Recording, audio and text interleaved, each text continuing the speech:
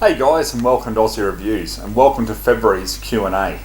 Now this series is exclusively available to those of you who are kind enough to help me out on Patreon. So if you guys do support me on there or want to become a part of this, jump on and you can submit monthly questions which I'll answer in this series. So let's jump straight into this month's questions. So the first question I'm getting from a lot of people is how am I recovering, after the operation, and how's things on the farm in general. Well, there you go guys, I've got the sling off finally. I still have pain in it obviously, but it's getting better every day. So I'm told it's only going to be a few more weeks and I'll be back into doing things. So it's going to be really a good time for me. I've still got some other reviews that I've still got to put together with footage and that I'll filter out. But yeah, rest assured I'm definitely making a good comeback, and it feels great to be back on my feet in general. Stuff here on the farm is going pretty well. Obviously, I can't get around and do the things that I normally do, but I've had a heap of help from the other half. She's also enjoyed being out there controlling the wild dogs and so forth, so I've actually had to take a back seat, which has been pretty hard in that regard. But overall, things are really good. So the first question I've got here is from Edward Gate, and he says, I'm looking at getting another bulk pack of 308. Got the Federal 240 round can last September and it's running low. What else do you recommend at a similar price point, and do you have any experience with the Winchester 150 round 125 grain pack? Cheers. No, Edward, I don't. I haven't shot it before. I've shot some of the bulk cheap packs of Winchester. I think they're 147 grain or something FMJs.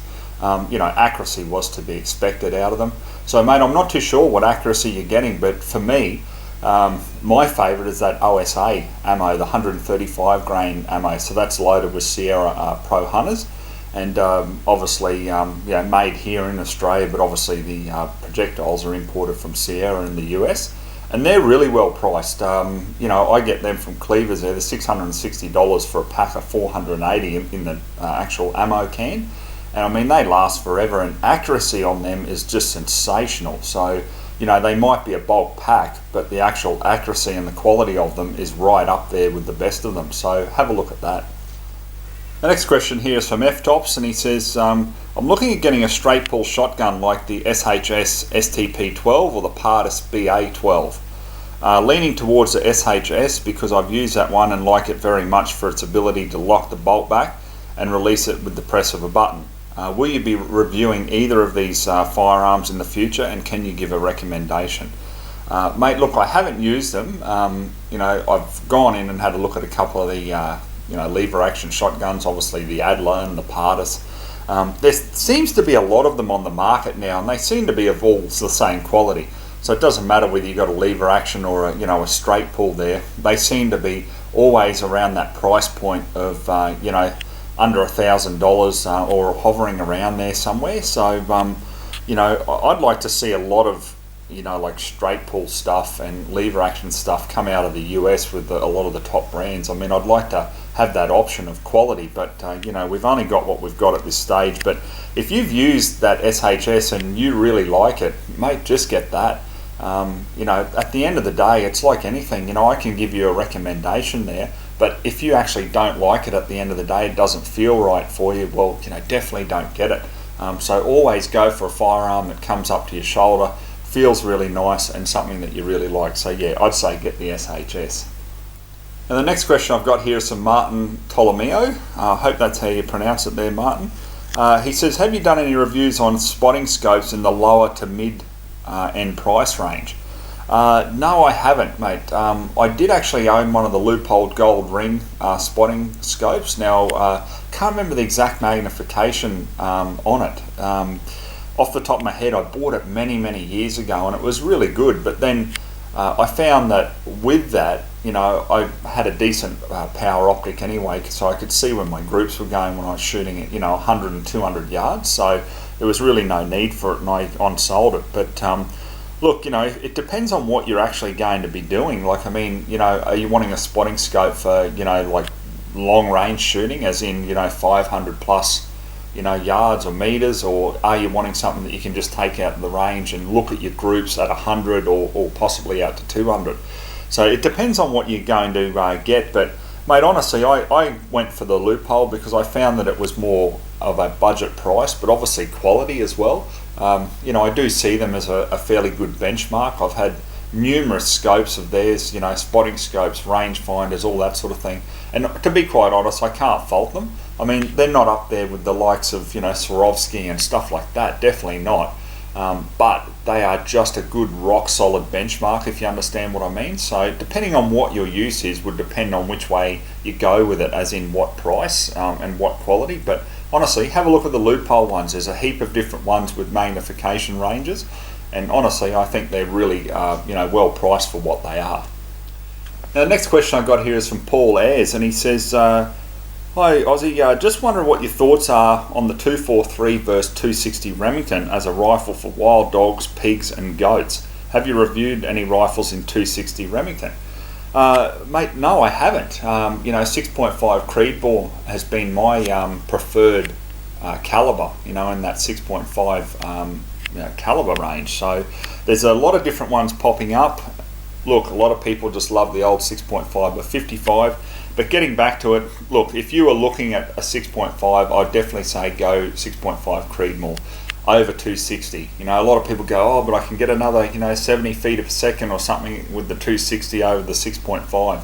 But just have a look at the sheer amount of loads available for 6.5 Creedmoor. Like if you look at Hornby's factory loads, I mean, there's 10 factory loads and more coming all the time for 6.5 Creedmoor, where you simply have two offerings in 260 Remington. Plus you pay a hell of a lot more in price per round for 260 Remington, so you'd really have to start reloading it to keep the cost down.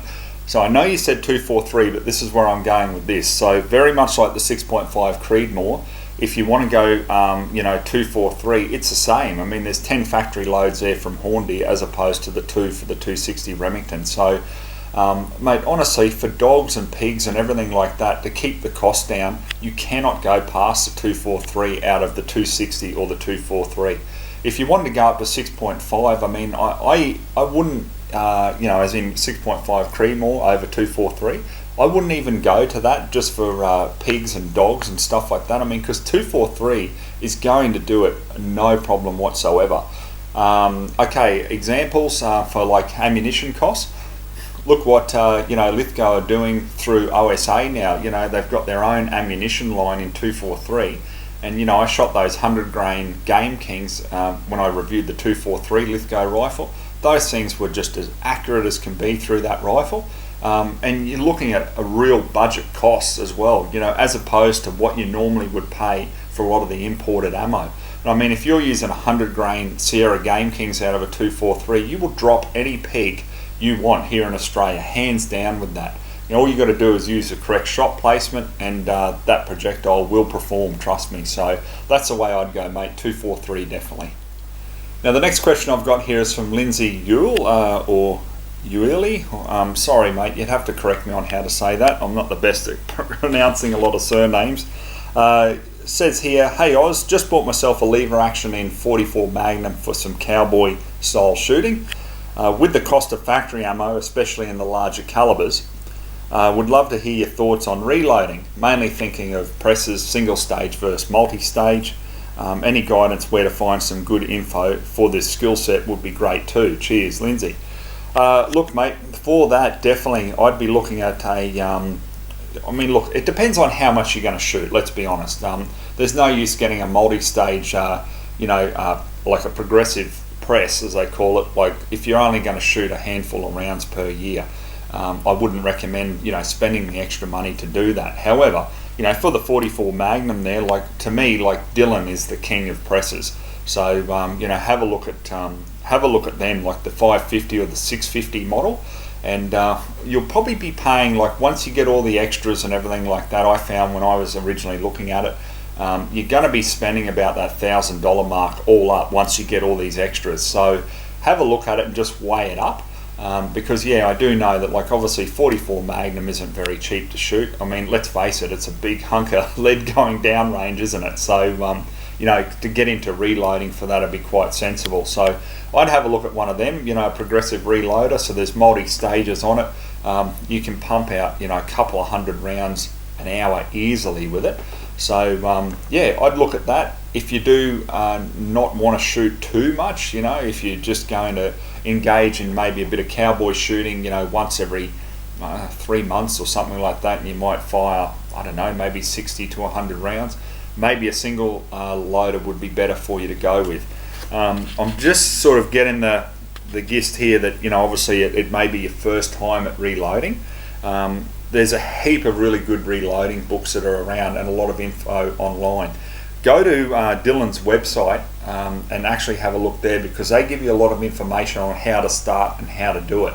Plus, obviously, there's a lot of different videos around, on YouTube and stuff like that, that show you how to use the different presses. So then you can make the choice on the one that you want, which suits your needs the best. So that'd be my advice there, mate. I hope that helps.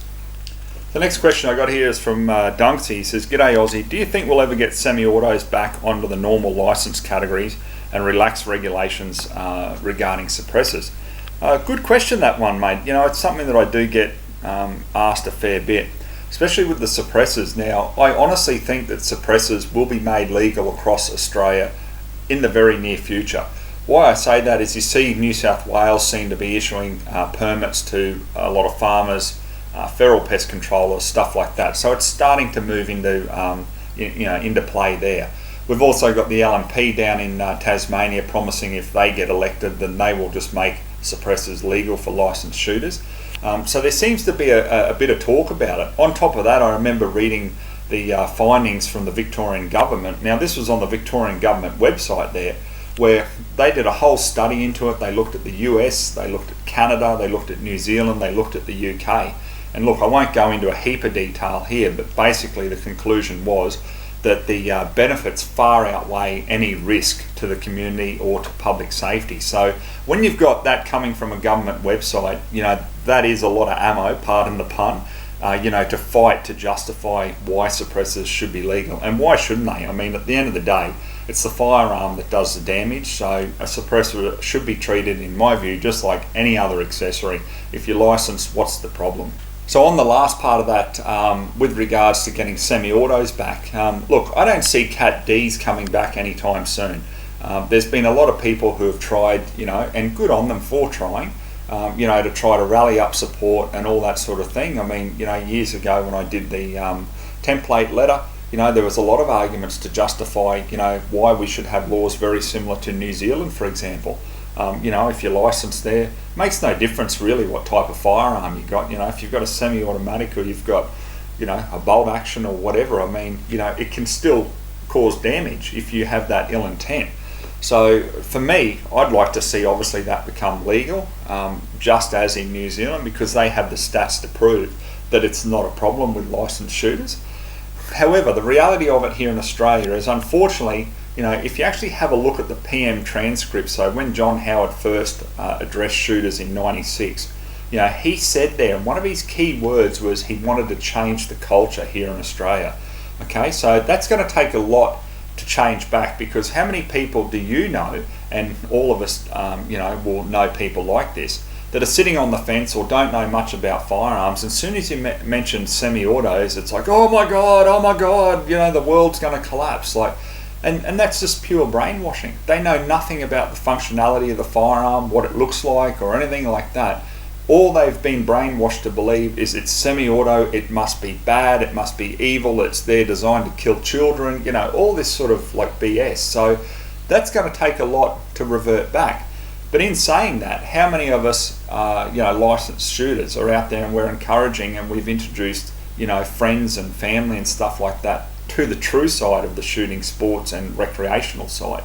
There's a lot, and that's making a big comeback. There's a big turnaround. And what I find is when people are actually getting into shooting and they start shooting with some bolt actions and things like that, then they might go down to the range and have a go at a pistol for the morning, and they shoot semi-auto pistols and they go, wow, this is just fantastic.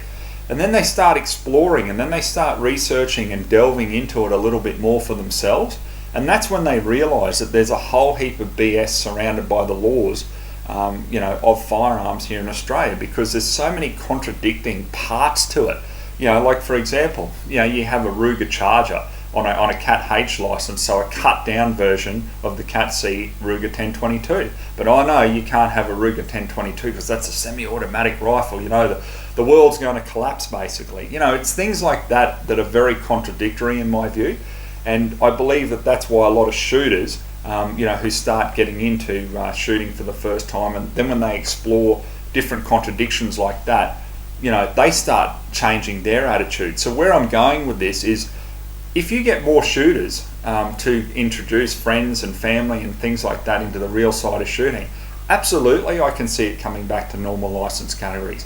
What I can see that's very achievable is getting Cat C open for voluntary pest controllers. So in other words, if you have a friend or someone who owns rural land, and they write you a letter to say that you can go and control feral pests on there, I could see in the future there where that would open up availability to Cat C for voluntary pest controllers, because at the end of the day, is it about controlling the pests or earning money? So where I'm going with that is, why should you have to be earning money out of it to qualify to use the semi-autos? It should be the actual task that you're doing, not the monetary value in my view. So I see that definitely being a viable option in the near future. Cat Ds, that's going to take a lot longer, but what we all have to do is just use our vote correctly. That's the biggest thing. And the second biggest thing is continue to introduce shooters into the real side of firearms, because even if you're introducing 5 people into it, well, there's 5 more votes that can be taken away from the majors that don't support shooting and just want to take your legally owned property off you. So that's my whole view on the whole situation. So I hope that sort of makes sense. So next question I've got here is from John Economides, and he says, hey Ozzie, what's your take on the most recent massacre shootings in the US and the backlash of people wanting stricter gun regulations for all Americans? What do you see happening there, and do you think that it'll have a flow-on effect here in Australia? Mate, look, good question. What really frustrates me about anything that happens in the US is we have the media experts here in Australia that poke their nose in where it's not wanted and it doesn't belong. Now, obviously, our two countries are similar in a lot of ways, but not similar in a lot of other ways as well. What frustrates me, though, is people here in Australia, especially in the media, love to quote the Second Amendment and go, that's all that you need in America to go and get a firearm. You can get whatever you want. They talk about full autos and all this sort of thing. I'll clarify some things here for a start. Full autos in the US, you actually have to have registered, okay? So you apply to the federal government there for a tax stamp, $200 tax stamp. So once you pay that $200, you get the stamp, which allows you to then go and purchase a full auto, and not in all states, only in some, from an actual Class 3 licensed dealer, okay? So, and when you've got that, obviously you can then go out and use it. But when we look at a lot of these mass shootings, they're happening with semi-autos, not full autos. So this brings me to my next question, is people say that obviously they can have what they want there, but why is the background checks failing in the US? They are FBI background checks. They're talking about this Florida shooter having legally purchased his AR-15 from a licensed dealer in the US. So if you go into a licensed dealer, you cannot purchase a firearm legally without undergoing a background check. Okay, it's called a NICS check, NICS. Okay, it's a National Instant Criminal Background Check System, or something along the lines of that. I have to look at it again, but it's something along the lines of that. But you have to fill out a 4473 form. Okay, now on that form, if you guys here in Australia look at it, it's almost like filling out a license application. You've got all your particulars there. You've got to answer all these questions about domestic violence, mental health, your criminal history, so your felony convictions over there, plus misdemeanors. Even if you've been dishonourably discharged from the military there, it prohibits you from legally buying a firearm from a licensed dealer. So there's a heap of those checks. So what I have got a few questions about with this particular shooting is, if this guy bought this firearm legally, why did the FBI okay the sale? Especially seeing there's been new information come to light that police had gone there 30-something times to this guy's address over complaints of his mental instability. And then we've had people phone the FBI and report this guy. So I don't understand why the FBI okayed the sale. So for example, if they do push over in the US and they try to get licensing in, what's the difference going to be? You'd have, hypothetically, all these Americans who would apply for a license, and what's it going to be? The same background check? There's no difference. It's not like they have a special computer just for shooters. The same thing here in Australia. Like, you apply for a firearms license here, what happens? They simply put your name into their police computer, and that's it. It's not like they go out and start canvassing, neighbours and all this sort of thing and try to do some thorough investigation before they issue that license. It's simply a check. What's it take? 5 minutes, if that. Let's be real blatantly honest about this. But here in Australia, we formalise it all in the sense of a license. You've got a card to say, hey, I've passed that check.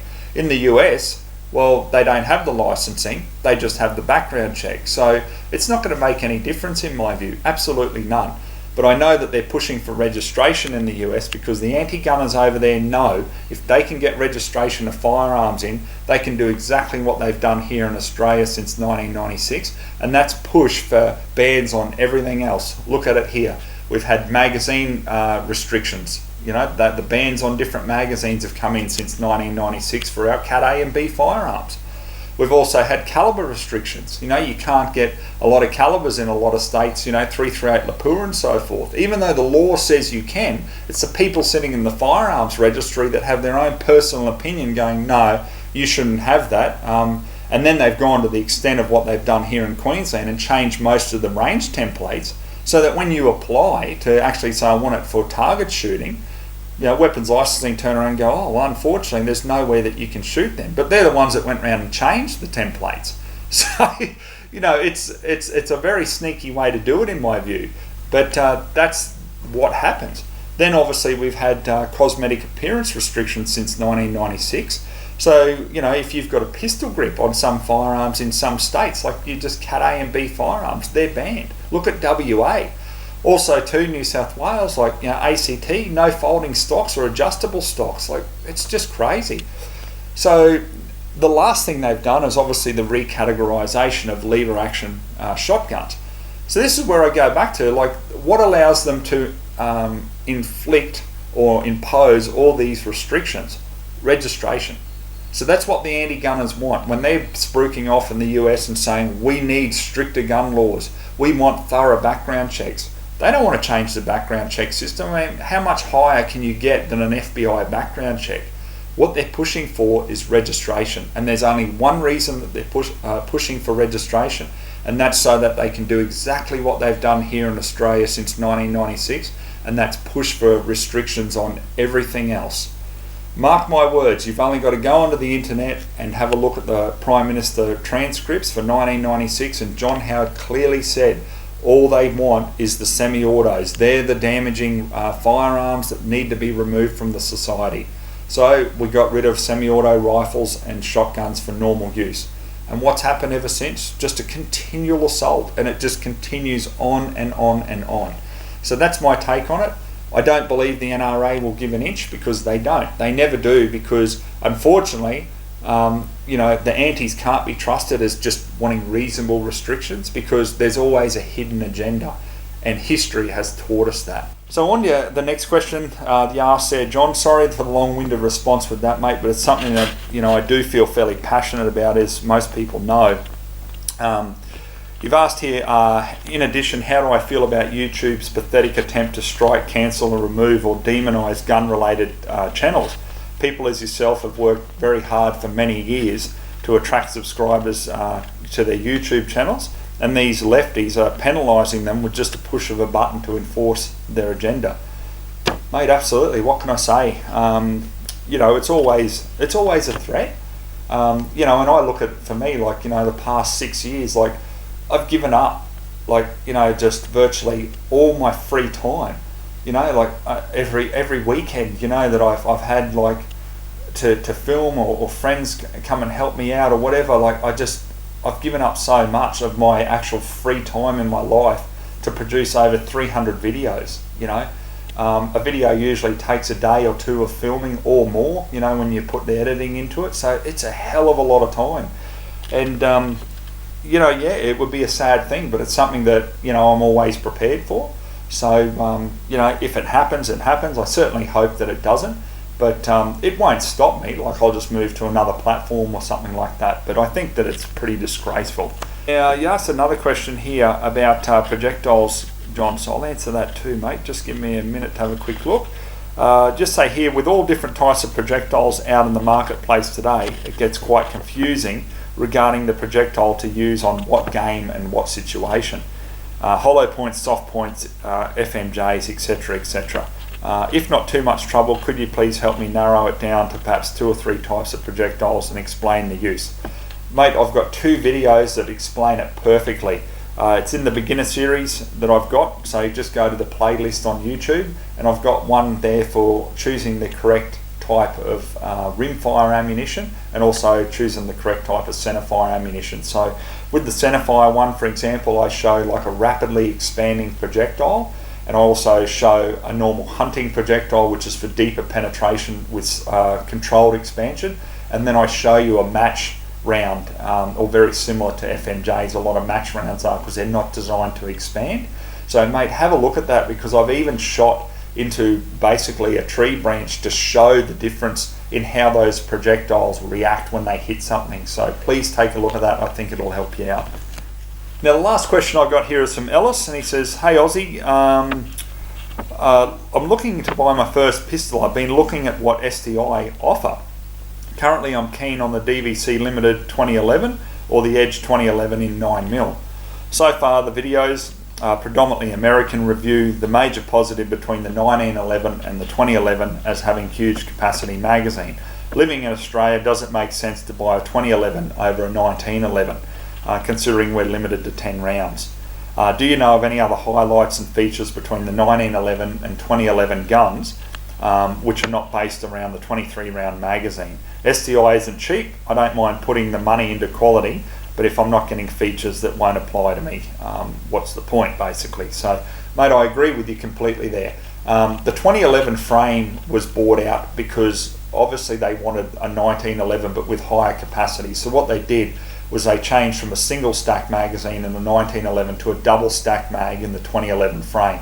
As a result, the actual grip there is, predominantly wider or thicker. So it does feel more full in your hand when you're shooting it. So do I really believe that there's a difference here in Australia? No, because depending, like 9mm, they usually get around 8-9. You can get around 10 round mags with it, no problem at all in a 1911.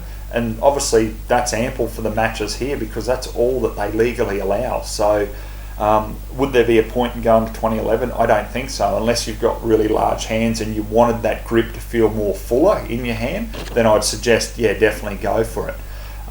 With all your parts and everything with 1911, 2011, look, they're all pretty much interchangeable. The 1911 is like the AR-15 of the pistol world. There's just so many accessories, aftermarket triggers, all that sort of thing. So my advice on it, mate, would be honestly, go for a 1911, but a real nice one. I mean, you can go right up to the top end, like Nighthawk Custom, and pay, $6-7 grand for one. Very, very expensive. But what you can do is you can just get a good quality one. Like, say, for example, you get like a SIG or a Colt or something like that. If you're not happy with the trigger, it's so easy to get aftermarket parts for your competition shooting. If you're not confident, obviously, in putting them in, I recommend that you take them to a licensed armourer and get them to fit it, so everything's all covered for you there. And it's just going to turn a really nice pistol into a custom design just for you. So, mate, by all means, have a look at a few different ones there. I've reviewed the Colt, the straight 1911 there. Excellent, a great pistol, very reliable, very affordable. They've also got some more higher end ones as well. Just have a look at the different range. We've got SIG, we've got Ruger make them now. There's just so many different 1911s out there. So my advice would be, have a look at a few different videos online, but go into a store that's got obviously a nice selection. And mate, at the end of the day, it's what feels good in your hand to what you ultimately purchase. So have a look at it. And always remember, if you don't like the trigger pull or or you don't like the sights on a 1911, they're completely interchangeable. There's so many accessories out there for them, so I'm sure you'll enjoy. But keep me informed and let me know how you go. Alright guys, so that was this month's Q&A. Sorry, a little bit long-winded. We had a lot of questions to cover, and as I've said previously, it's something that's exclusive to those of you who are kind enough to help me out on Patreon, and I really appreciate the questions. If they grow in the future, so be it. I certainly enjoy being able to help you guys out with it, and give you some advice that will hopefully help you out in your particular situation. Anyhow guys, please stay tuned. There's a heap more coming, so we'll catch you on the next review.